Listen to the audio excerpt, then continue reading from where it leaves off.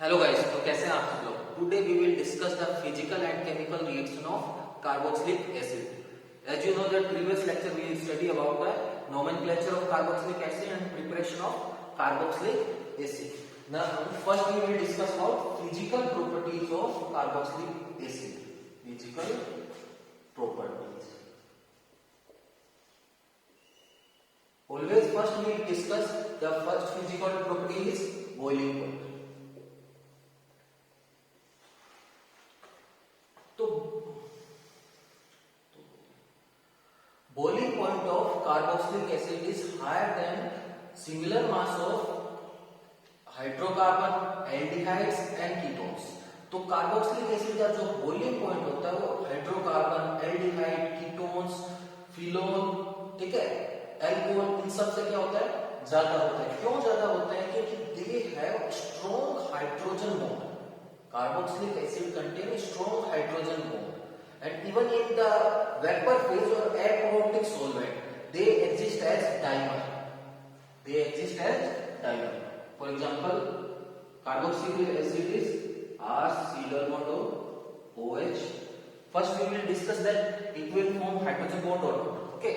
Our condition is we require a nitrogen, oxygen, or fluorine. And one hydrogen connected to nitrogen, oxygen or fluorine. We have oxygen attached with hydrogen and oxygen also. So they exist like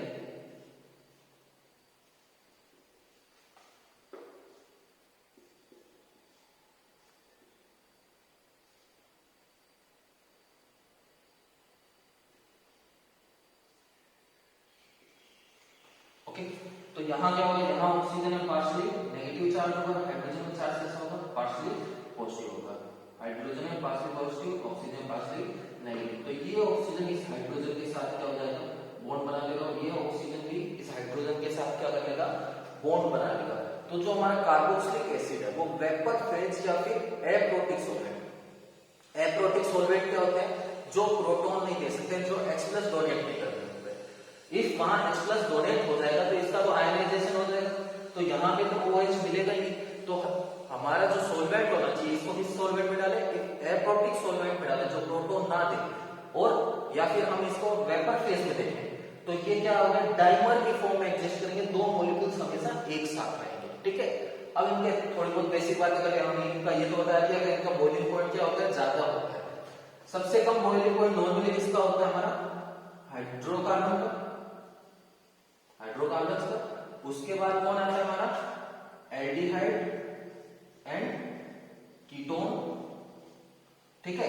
यहाँ क्या था हमारा, weak bond force of attraction था, यहाँ dipole dipole force of attraction था। इसके बाद कौन आया था हमारा, इसके बाद आता था हमारा एल्कोहल्स। क्यों? क्योंकि यहाँ पे हाइड्रोजन बॉन्डिंग की थी। और इसके बाद कौन आ गया हमारा, कार्बोक्सिलिक एसिड। कार्बोक्सिलिक एसिड में भी क्या है, हाइड्रोजन बॉन्डिंग है, बट इनका हाइड्रोजन बॉन्ड क्या होता है, ज्यादा स्ट्रॉन्ग होता है, और नॉर्मली इनका नंबर ऑफ हाइड्रोजन बॉन्ड भी क्या होता है, ज्यादा होता है। तो यहाँ देख लीजिए कितने हाइड्रोजन बॉन्ड फॉर्म हो रहे हैं, 2 हाइड्रोजन बॉन्ड फॉर्म हो रहे हैं, ठीक है। जबकि आपको पता है एल्कोहल और एल्कोहल के बीच में एक ही हाइड्रोजन बॉन्ड फॉर्म हो रहा है।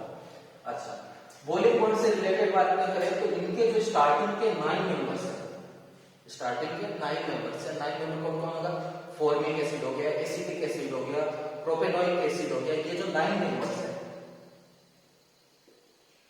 स्टार्टिंग के जो 9 मेंबर्स है लिक्विड फॉर्म में एग्जिस्ट करते हैं, और इनकी स्मेल अनप्लीजेंट होती है। कैसी स्मेल होती है, अनप्लीजेंट स्मेल होती है, मतलब इनकी स्मेल अच्छी नहीं होती है, ठीक है। और इसके बाद के जो मेंबर है वो वैक्स लाइक सॉलिड में एग्जिस्ट करते हैं, वैक्स लाइक सॉलिड। स्टार्टिंग के 9 मेंबर्स को क्या है, हमारे लिक्विड है जिनकी स्मेल है कैसे, अनप्लीजेंट। बट आगे के जो मेंबर है 9 मेंबर के बाद, ठीक है, वो क्या हमारे वैक्स लाइक सॉलिड है। और वैक्स लाइक जो सॉलिड है ये क्या होता है, नॉन वोलेटाइल होते हैं, या बोल दीजिए लेस वोलेटाइल होते हैं, इनकी कोई स्मेल नहीं होती है, क्योंकि जब ये वेपराइज नहीं होगा, ये वेपर में चेंज नहीं होगा, तो इसकी स्मेल हमको नहीं मिलेगी। और ये क्या होते हैं, हमारे लेस वोलेटाइल होते हैं। बॉइलिंग पॉइंट में इतनी चीजें आपको पता होना चाहिए, ठीक है। बॉइलिंग पॉइंट में इतनी चीजें आपको पता होनी चाहिए, ठीक है। देन बात करते हैं सॉल्युबिलिटी। सोल्यूबिलिटी में बात करें तो जो हमारे स्टार्टिंग के 4 मेंबर्स है वो वाटर में सोल्यूबल है।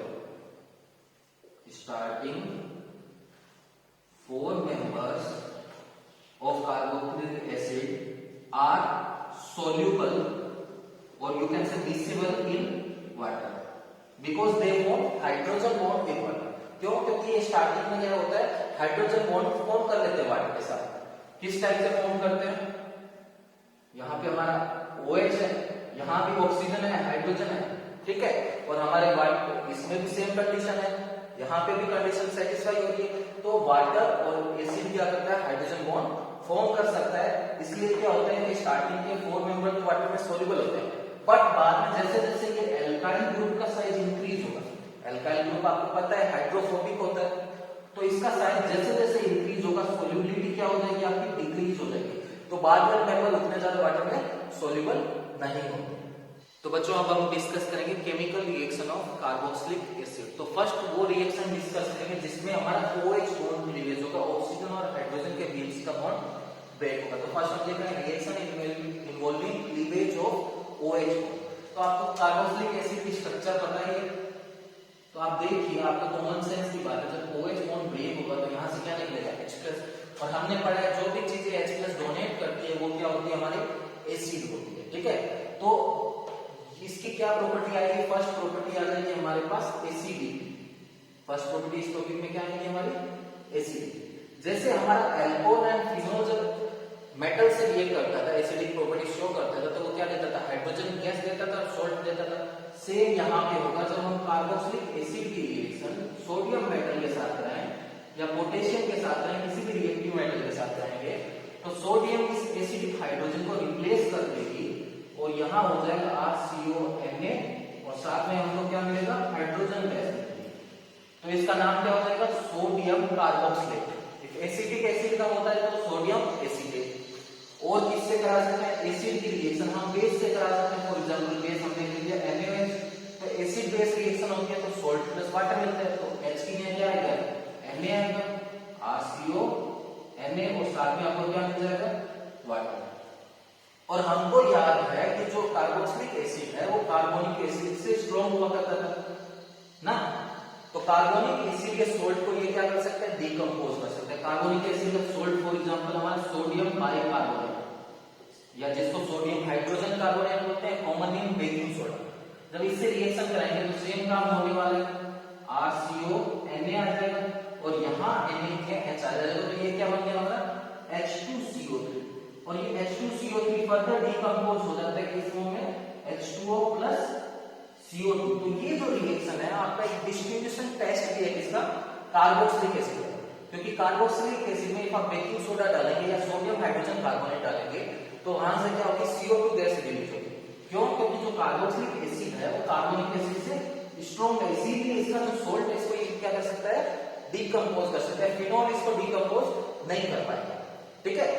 तो इफ आपकी एक टेस्ट में अल्कोहल या फिनोल है, एक में कार्बोक्सिलिक एसिड है और आपको डिस्ट्रीब्यूट करना है, तो आप उसमें बेकिंग सोडा डाल दीजिए जिसमें कार्बन डाइऑक्साइड गैस निकलेगी, जिसमें बबल फॉर्म हो रहे होंगे, वो आपका क्या है, कार्बोक्सिलिक एसिड है। दूसरा वाला आपका अल्कोहल या फिनोल है, ठीक है। तो ये बात हो गई। अब हम लोग देख लेते हैं कि जब इस कार्बोक्सिलिक एसिड को हम वाटर में डालेंगे तो क्या होने वाला है। हाँ, तो कार्बोक्सिलिक एसिड लिखते हैं RCOH। जब इसको हम वाटर में डालेंगे तो एसिड का काम क्या होता है, H+ डोनेट करना, तो ये H+ डोनेट करेगा, ये बन जाएगा RCO- और वाटर H+ को एक्सेप्ट करके क्या बन जाएगा, H3O+। जैसे कि हमको पता है कि H+ और H3O+ सेम है, क्योंकि वाटर में H+ फॉर्म की एग्जिस्ट, H+ की फॉर्म में एग्जिस्ट नहीं करता है। किस फॉर्म में एग्जिस्ट करता है, H3O+ की फॉर्म में एग्जिस्ट करता है। तो आप ऐसा भी बोल सकते हैं कि जितनी कंसंट्रेशन H+ की है सेम कंसंट्रेशन किसकी होगी, H3O+ की होगी। अच्छा, तो इसके बाद हम इसका इक्विलिब्रियम कांस्टेंट की बात करें। इक्विलिब्रियम कांस्टेंट मैंने आपको लिखना सिखाया है ना, प्रोडक्ट डिवाइड बाय रिएक्टेंट। तो प्रोडक्ट में आपका क्या क्या है, RCO- H3O+ की concentration divide by concentration of carboxylic acid into water.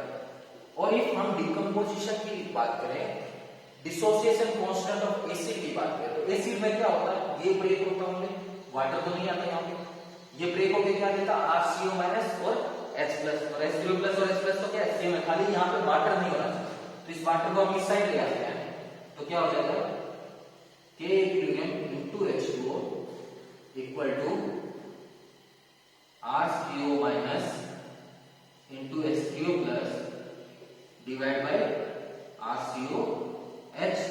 ये हमारा डिसोसिएशन कांस्टेंट ऑफ एसिड का हो गया, तो K इनटू H2O किसके इक्वल है K। तो ये फॉर्मूला है डिसोसिएशन कांस्टेंट का, ये क्या था इक्विलिब्रियम कांस्टेंट। और आप हमको इस K पता है तो हम pKa निकाल सकते हैं, जैसे H प्लस पता होता तो हम PS निकाल लेते थे, तो सेम pKa निकालेंगे। pKa का फॉर्मूला क्या हो जाएगा बच्चों, क्लास 11 से पढ़ते हैं, P किसको डिनोट करता था माइनस लो, तो इसका फॉर्मूला हो जाएगा माइनस लो K, ठीक है। अब pKa क्यों पढ़ते हैं कि किसी भी एसिड की हमको एसिडिक स्ट्रेंथ पता करनी है, कोई स्ट्रॉन्ग एसिड है या वीक एसिड है, वो किसकी हेल्प से पता करते हैं हम लोग, उसकी pKa की वैल्यू देखते हैं कि pKa की वैल्यू कम है या ज्यादा है, उससे हमको पता चलता है एसिड स्ट्रॉन्ग है या वीक है। आप देखिए आपको समझ आएगा, इफ एसिड स्ट्रॉन्ग होगा तो ज्यादा H प्लस देगा, मतलब प्रोडक्ट ज्यादा मिलेगा, ठीक है। और इफ प्रोडक्ट ज्यादा मिलेगा तो ये ऊपर वाली वैल्यू ज्यादा होगी, ऊपर वाली वैल्यू ज्यादा होगी तो K की वैल्यू क्या होगी बड़ी। तो हम सिंपल बोल सकते हैं कि जो स्ट्रॉन्ग एसिड है उसके लिए Ka की वैल्यू क्या होगी ज्यादा, और इफ Ka की वैल्यू ज्यादा है तो pKa की वैल्यू क्या हो जाएगी कम हो जाएगी, क्योंकि Ka के आगे क्या लगा दिया है माइनस लगा दिया है, जो भी वैल्यू थी वो क्या हो जाएगी रिवर्स हो जाएगी, तो pKa की वैल्यू क्या हो जाएगी कम हो जाएगी। तो आप ऐसा बोलेंगे कि pKa की वैल्यू जितनी कम है उतना ही क्या है स्ट्रॉन्ग एसिड है, ठीक है। pKa की वैल्यू कम है तो एसिडिटी क्या है ज्यादा है।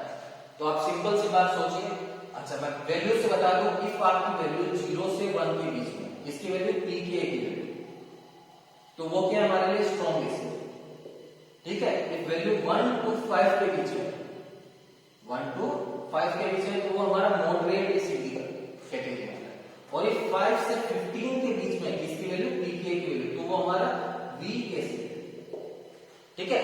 तो आप इन चीजों को याद रखिए कि कौन सी कैटेगरी में आने से वो स्ट्रॉन्ग एसिड होगा, किस में आने से वो मॉडरेट एसिड होगा, और किस में आने से वो वीक एसिड होगा। अच्छा अब हमने एसिडिटी पढ़ ली, अब हम इसका कंपैरिजन करेंगे हमारे फिनोल के साथ, क्योंकि फिनोल हमको याद है वाटर से भी स्ट्रॉन्ग एसिड था और हमारे अल्कोहल से भी स्ट्रॉन्ग एसिड था। तो फिनोल और कार्बोक्सिलिक एसिड में कौन स्ट्रॉन्ग है वो हम डिस्कस करेंगे।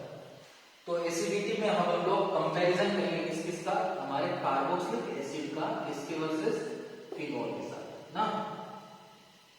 तो जब भी हमने एसिडिक स्ट्रेंथ निकालना पड़ा था कौन स्ट्रॉन्ग एसिड है कौन वीक है, तो हमने बोला था हम क्या चेक करेंगे उनका कॉन्जुगेट बेस, जो कॉन्जुगेट बेस ज्यादा स्टेबल है वो एसिड क्या है स्ट्रॉन्ग है, तो कौन दोनों का हम बना लेते हैं कॉन्जुगेट बेस। कॉन्जुगेट बेस के लिए क्या करता था एसिड का H प्लस हटा देते थे, तो ये इन दोनों के आगे हमारे पास कॉन्जुगेट बेस,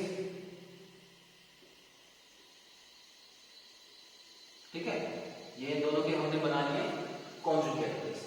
तो हम बात करते हैं कि फिनोल स्ट्रॉन्ग क्यों था अल्कोहल से, क्योंकि यहाँ होता था रेजोनेंस। आपको याद होगा जब यहाँ पे रेजोनेंस होता था तो कुछ इस टाइप की स्ट्रक्चर हो जाती थी, नेक्स्ट स्ट्रक्चर के ऑक्सीजन यहाँ है डबल बॉन्ड हो जाता था, ये बॉन्ड यहाँ मूव करता था, यहाँ नेगेटिव स्ट्रक्चर। और ये जो चार्ज था डीलोकलाइज होता था ऑर्थो और पैरा पोजीशन पे, और ऑर्थो पैरा चार्ज क्या था नेगेटिव।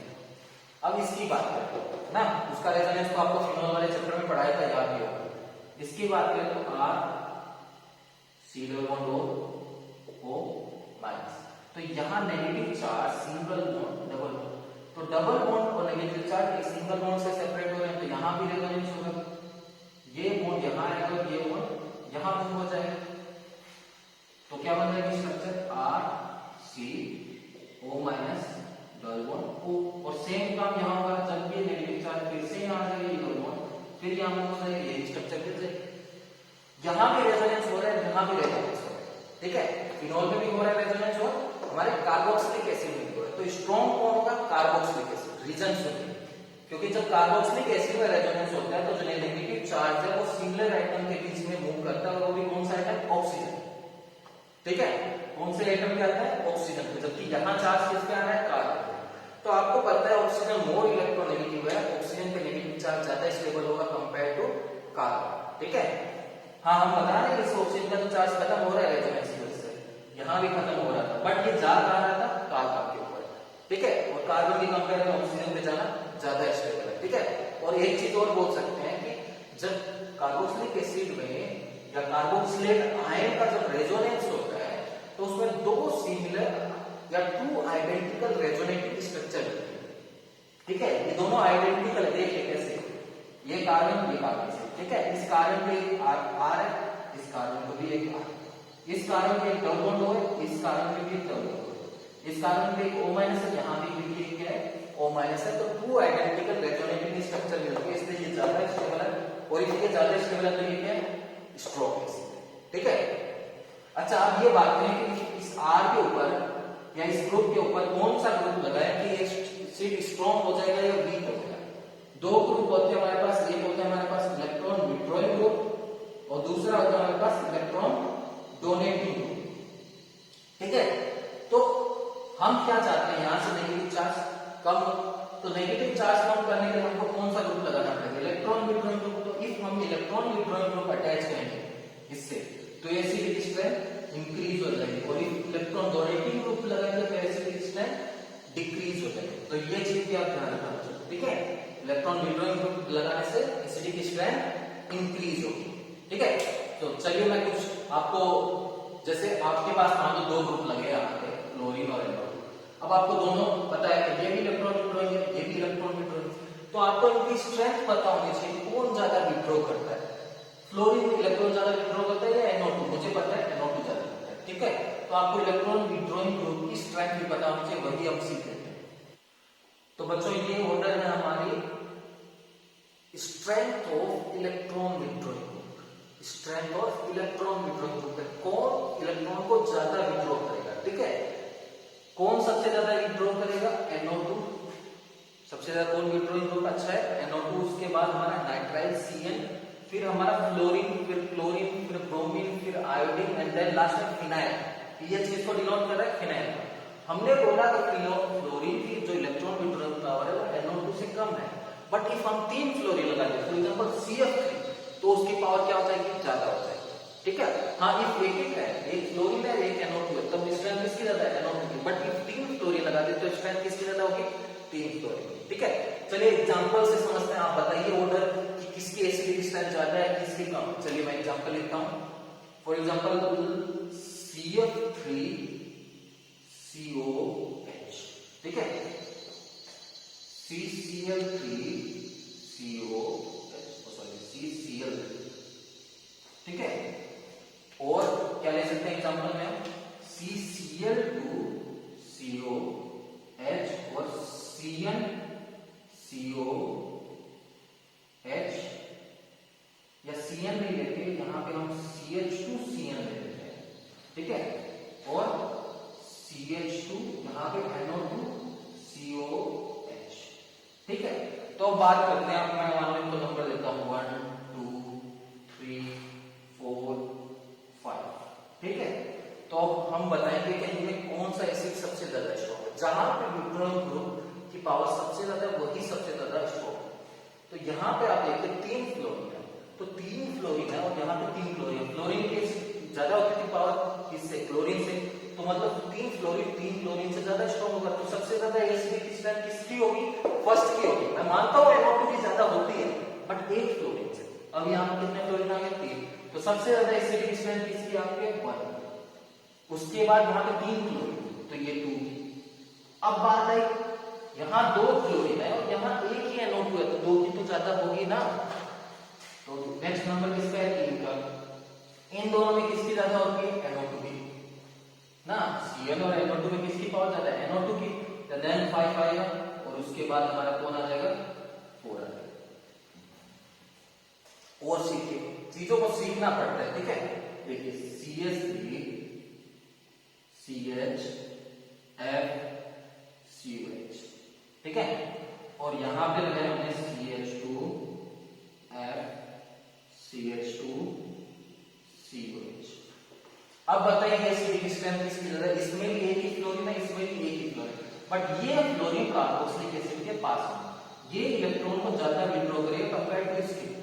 ये वाला फ्लोरीन दूर है, दूर से अट्रैक्ट करना मुश्किल होगा, इसके क्या COH पास है, ले लेगा इजीली, तो ये इलेक्ट्रॉन ग्रुप ज्यादा विड्रॉ करेगा ना। तो तो हमने बताया इलेक्ट्रॉन ग्रुप जितना विड्रॉइंग ग्रुप जितना स्ट्रॉन्ग होगा एसिडिक स्ट्रेंथ उतनी ज्यादा होगी। तो इसकी एसिडिक स्ट्रेंथ इसके कंपेयर में ज्यादा।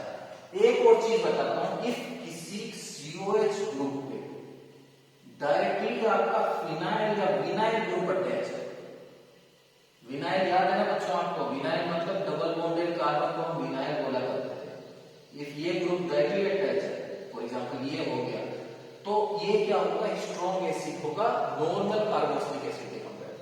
ठीक है, इफ ये है, मान लीजिए मैं दो एसिड को कंपेयर करता CH2 double bond CH COH and हमारे CH3 CH2 COH को, तो कौन सा स्ट्रॉन्ग होगा, ये स्ट्रॉन्ग होगा। लॉजिक मैं बताता हूं, आपको याद हुआ नहीं है, मैं बता देता हूं, याद दिलाता हूं। मैंने बताया है बार बार कि ये जो कार्बन है या फिर ये जो कार्बन है sp2 हाइब्रिड कार्बन है।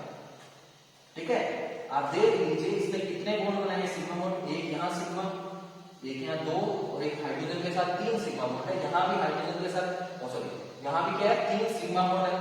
तो 3 सिग्मा बॉन्ड का मतलब क्या होता है कि वो कैसा हाइब्रिड है, sp2 हाइब्रिड है। और हमने पढ़ा है कि जो sp2 हाइब्रिड कार्बन है उसकी इलेक्ट्रोनेगेटिविटी sp3 के कंपेयर में क्या होती है, ज्यादा होती है। तो ये क्या मोर इलेक्ट्रोनेगेटिव है, तो मोर इलेक्ट्रोनेगेटिव का मतलब क्या है, ज्यादा इलेक्ट्रॉन विड्रॉ करता है। ठीक है, समझ रहे हो, तो इसकी इलेक्ट्रोनेगेटिविटी ज्यादा है, तो इसकी एसिडिक स्ट्रेंथ भी क्या होगी, ज्यादा होगी। ठीक है, चलिए हम बेंजोइक एसिड की बात कर लेते हैं। अच्छा, आपको मेरा लॉजिक याद होगा, हमने फिनॉल पढ़ाते हुए आपको पढ़ा है कि ऑर्थो और पैरा पोजीशन पे पूरा का पूरा इलेक्ट्रॉन पेयर भी विड्रॉ हो सकता है, या पूरा का पूरा इलेक्ट्रॉन पेयर डोनेट हो सकता है। ऑर्थो और पैरा से पूरा का पूरा इलेक्ट्रॉन विड्रॉ भी हो सकता है और डोनेट भी हो सकता है। वहां पे हमारा मीजोमेरिक इफेक्ट या रेजोनेंस इफेक्ट काम कर सकता है, जबकि मेटा पोजीशन से इलेक्ट्रॉन ओनली पुल या पुश होते हैं, वहां ओनली आई इफेक्ट काम करता है, जबकि बाकी जगह आपका आर और आई दोनों काम करता है। बात समझे, इस यहाँ पे हमारा बेंजोइक एसिड लगा हुआ है, ठीक है, ये हमारा बेंजोइक एसिड है, तो ये पोजीशन पे आपकी ऑर्थो, तो ऑर्थो पे आपका आई इफेक्ट भी काम कर सकता है और आर, या जिसको हम एम इफेक्ट भी बोलते थे, मीजोमेरिक इफेक्ट। बट जो आपका मेटा पोजीशन है, ये दोनों मेटा पोजीशन है, ठीक है, यहाँ पे ओनली आई इफेक्ट होगा। और पैरा पे भी क्या होता है, रेजोनेंस की वजह से चार्ज आता है, तो यहाँ पे भी इलेक्ट्रॉन पेयर एक्सचेंज हो सकते हैं, तो यहाँ भी आई भी काम करेगा और आर या एम जो भी बोलेगा, ठीक है, दोनों काम कर सकते हैं, पर मेटा में ओनली आई इफेक्ट ही काम करता है। चलिए बच्चों, हम लोग बेंजोइक एसिड में कुछ एग्जांपल लेते हैं, मैं कुछ कुछ ग्रुप लगा देता हूँ बेंजोइक एसिड के ऊपर, और आप बताइए उनकी एसिडिक स्ट्रेंथ किसकी ज्यादा है। ठीक है, आप खुद से कैलकुलेट करिए, ठीक है, मैं यहाँ लिख देता हूँ, उसके बाद आप खुद से चेक करिए और फिर आंसर मैच करिएगा कि आपका आंसर सही है या गलत है। ठीक है, पैरा पोजीशन पे मैंने लगा दिया OC, एक मैंने बना दिया सिंपल बेंजोइक एसिड, एक में मैंने क्या किया, मेटा पोजीशन पे NO2 लगा दिया, और एक में मैंने क्या किया, पैरा पोजीशन पे NO2 लगा दिया। तो आपको इनको अरेंज करना है increasing order of acidic strength. ठीक है, ये मेरा नंबर 1 है, ये 2 है, ये 3 है, ये 4 है, इनको आपको अरेंज करना है increasing order of acidic strength. ठीक है, चलिए करके देखिए। हाँ, आपने कर लिया होगा, मैं करके बताता हूँ। चलिए, तो देखिए, मैं इनका पहले इफेक्ट बताता हूँ कि किसमें कौन सा इफेक्ट है। ये OCH ऑक्सीजन के पास लोन पेयर होते हैं, और हमको पता है पैरा पोजीशन पे हमारा एम इफेक्ट काम करता है, आर इफेक्ट काम करता है। ये क्या होगा, ये लोन पेयर देगा, तो ये इलेक्ट्रॉन डोनेटिंग ग्रुप है, कौन सा ग्रुप है, प्लस आर। चीजों को समझना पड़ेगा, कौन सा ग्रुप है, प्लस आर। ठीक है, यहां पे कोई भी इफेक्ट नहीं है। NO2 हमारा इलेक्ट्रॉन विड्रॉइंग ग्रुप है, ये लोन पेयर भी ले सकता है, ठीक है, बट ये कहां पे लगा भाई साहब, ये मेटा पे लगा, मेटा पे से लोन पेयर कभी नहीं लिया जाता, तो ये कौन सा इफेक्ट शो करेगा, -I। और ये पैरा पे ये कौन सा इफेक्ट शो करेगा, -R। इंक्रीजिंग ऑर्डर में होता है। ठीक है, तो देखना सबसे स्ट्रॉन्ग एसिड कौन है, जो सबसे ज्यादा इलेक्ट्रॉन ग्रुप जो ग्रुप इलेक्ट्रॉन सबसे ज्यादा विड्रॉ करेगा वो सबसे स्ट्रॉन्ग है। सबसे ज्यादा इलेक्ट्रॉन कौन विड्रॉ करेगा, R, पूरा का पूरा पेयर ले लेगा इलेक्ट्रॉन पेयर, तो सबसे ज्यादा स्ट्रॉन्ग कौन है हमारा, 4। उससे कम कौन है, उससे कम विड्रॉ करने वाला हमारा 3। उससे कम, ये तो भाई साहब डोनेट कर रहा है, डोनेट करने से एसिडिक स्ट्रेंथ कम हो जाती है। उसके बाद नंबर किसका आएगा, 2 का, और सबसे कम एसिडिक स्ट्रेंथ किसकी है? 1 की है। क्यों? जब इसमें इलेक्ट्रॉन डोनेट किए तो ये क्या हो जाएगा? एसिडिक स्ट्रेंथ डिक्रीज हो जाएगी। देखिए चीजों को सीखिए, हमने फिनोल ग्रुप में भी आपको सिखाया है कि इफ ये जो आपका OCH3 ग्रुप है, ये इफ आपके मेटा पोजीशन पे है तो ये यहां से लोन पेयर बनेगा, इसके पास ऑक्सीजन के पास आपको पता है 2 लोन पेयर है, पर ये डोनेट नहीं कर सकता है। अब ये कौन सा ग्रुप बन जाएगा? माइनस आयन ग्रुप बन जाएगा। चीजों को समझिए, इफ ये OCH3 जो मिथोक्सी ग्रुप है पैरा या ऑर्थो पे लगा हुआ है तो R इफेक्ट शो करेगा, वो भी प्लस R। इफ मेटा पे तो कौन सा शो करेगा? Minus ion. क्यों? ऑक्सीजन की इलेक्ट्रोनेगेटिविटी ज्यादा है, यहां खाली इलेक्ट्रोनेगेटिविटी से मतलब है, यहां से तो लोन पेयर एक्सचेंज हो ही नहीं सकते मेटा से, ठीक है? क्योंकि जब भी रेजोनेंस होता है तो चार्ज ऑलवेज ऑर्थो और पैरा पे आता है, तो इलेक्ट्रॉन पेयर का भी एक्सचेंज ओनली ऑर्थो है, पैरा से होगा, मेटा से नहीं हो सकता है, ठीक है? तो बच्चों इस पर प्रैक्टिस करिए, आपको बुक में बहुत सारे क्वेश्चन मिल जाएंगे एसिडिटी से रिलेटेड और बहुत इंपॉर्टेंट, ठीक है? हर साल आता है, आइदर इसका एसिडिक स्ट्रेंथ पूछा जाता है या फिर अमाइन सेक्टर में बेसिक स्ट्रेंथ का होता रहता है, ठीक है? तो आप इसको अच्छे से समझो। Please subscribe the channel and press the bell icon for more updates.